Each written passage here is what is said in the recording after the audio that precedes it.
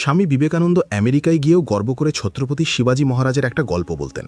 গল্পটা শুনলে বুঝবেন কেন শিবাজীকে শুধু রাজা নয়, ভারতের দেবতা বলা হয়। সাল ১৬৫৭, শিবাজীর সেনাপতি আজকের মুম্বাইয়ের কাছের শহর কল্যাণ জয় করে ফিরলেন। তিনি রাজাকে খুশি করতে সাথে আনলেন এক বিশেষ উপহার। পালকি থেকে নামল পরাজিত মুঘল সুবেদারের অপূর্ব সুন্দরী পুত্রবধূ। সেনাপতি ভাবলেন, সুন্দরী নারী দেখে রাজা তো খুশিই হবেন, কিন্তু পুরো রাজসভা অবাক হয়ে দেখল শিবাজী ভোগবিলাস তো দূর, সিংহাসন থেকে নেমে ওই মহিলার পায়ে হাত দিয়ে প্রণাম করলেন। তিনি বললেন, মা, আপনি আমার জন্য উপহার নন।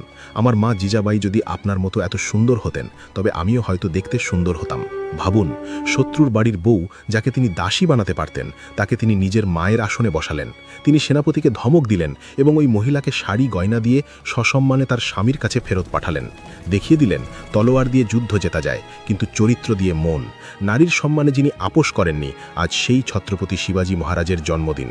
ওনার এই পবিত্র চরিত্রের জন্য কমেন্টে একবার জয় ভবানী, জয় শিবাজী লিখুন আর সাবস্ক্রাইব করুন গুপ্তপুরাণ।